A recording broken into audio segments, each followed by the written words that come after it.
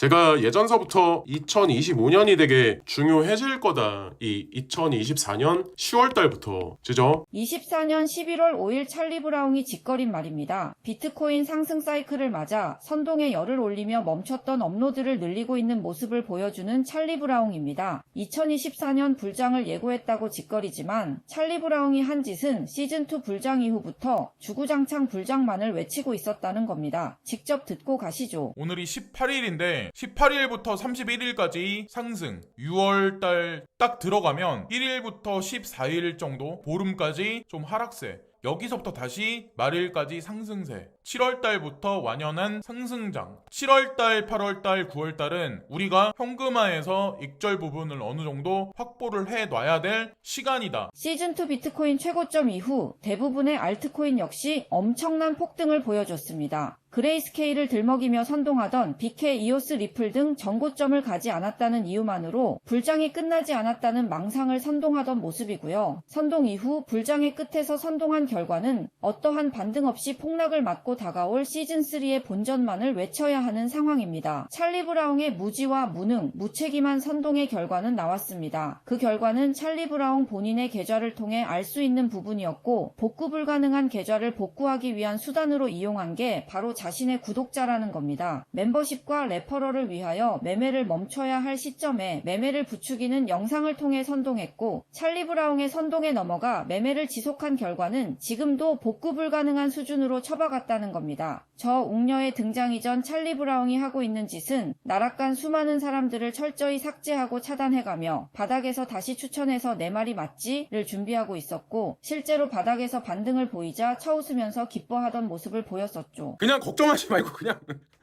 예? 아니 그냥 다 알아서 된다니까 그거를 제가 과장 때 말씀드리는 게 아니라 근거값이 있기 때문에 저도 자신 있게 계속 강조를 했었던 거고 안 갈 때 이제 저를 욕하셨던 분들도 있으시겠지만 결론이 중요해. 찰리 브라운의 시청자 누구도 돈을 벌 수 없습니다. 나락간 그레이스케일 코인을 버리고 다시 추천한 CTC 카이아 위믹스 역시 최소 반토막 나버린 상황이니까요. 비트코인 상승 사이클을 이해하지 못하고 하락한 것에 대해 존버만을 외친 결과는 지금부터 폭등이 온다 한들 10배가 올라야 본전인 상황이라는 거고 지금부터의 상승 사이클을 본전 찾는데 써야 하는 어처구니 없는 상황이 찰리 브라운 선동의 결과라는 겁니다. 오랫동안 긴 시간 동안 이제 떠들었던 이 XRP 누구보다 먼저 사전에 프레임을 만든 사람은 저예요. 끝판왕이란 얘기도 저로부터 다 시작됐고 끝판왕뿐만 아니라 리플 소송은 호재고 소송 승소 전에 사놔야만 하며 소송은 여름이면 끝난다고 선동하던 게 찰리 브라운입니다. 왜 끝판왕인지 지금은 모르지만 그 결과는 반드시 나옵니다. 얼마 전에 좀 폭락을 많이 했었을 때 750원에 샀다가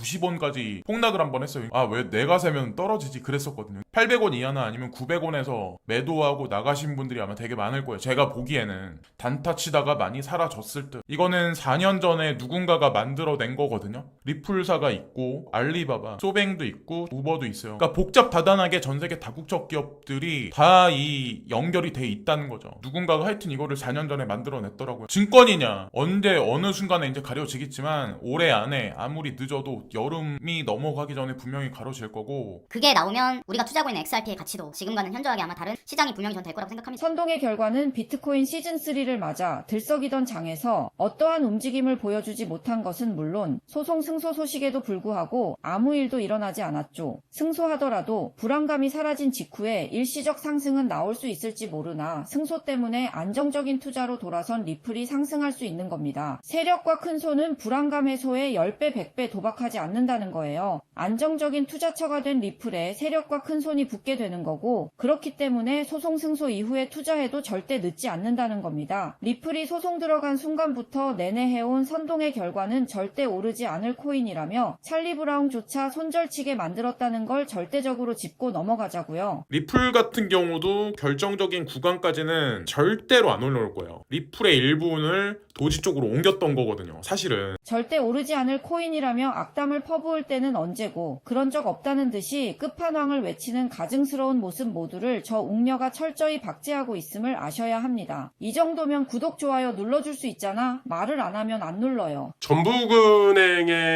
지배구조가 과연 전북은행 자체냐, 이게 중국 자본일 수도 있고 바이낸스 자본일 수도 있어요. 사실은 어쨌건 이게 연기됐어요. 11월 중순으로. 고팍스 광고를 위해 힘쓰는 찰리 브라운의 모습입니다. 중국 자본이 들어왔는지 바이낸스 자본이 들어왔는지 망상을 뭐더러 얘기하냐는 의문이 생기고요. 설사 그 돈이 들어왔다 하더라도 한국 자본 들어온 업비트 빗썸 쓰면 됩니다. 단 하나도 고팍스를 이용해야 할 이유가 없다는 거예요. 오로지 자신의 고팍스 광고비를 목적으로 자신의 시청자를 철저히 이용하는 모습이지만 진작부터 시작한 고팍스 광고는 수많은 고파이 피해자를 만들어냈다는 사실입니다. 만약에 고팍스 망하면 그 사람들 어찌 되는 겁니까? 찰리 브라운 웃으며 살 수 있겠어요? 코인 사기치다 법정에서 일어난 일이 남일 같지 않게 느껴지는 건 저뿐인가요? 찰리 브라운이 본인의 계좌를 살리기 위해 벌인 모든 일들은 찰리 브라운 시청자의 돈 삭제라는 결과로 나왔습니다. 다가올 비트코인 시즌3를 본전만을 외쳐야 하는 상황이라는 거고요. 불장의 끝에서 찰리 브라운이 짓거릴 말은 또다시 뉴스를 읽어대며 존버만을 외치게 될 거라는 것을 아셔야 합니다. 찰리 브라운 같은 놈들에게 당하지 않도록 다가올 비트코인 시즌3를 대비하고 있습니다. 매일 밤 라이브를 통해 진행하고 있으니 오셔서 투자 방향을 같이 그려보자고요.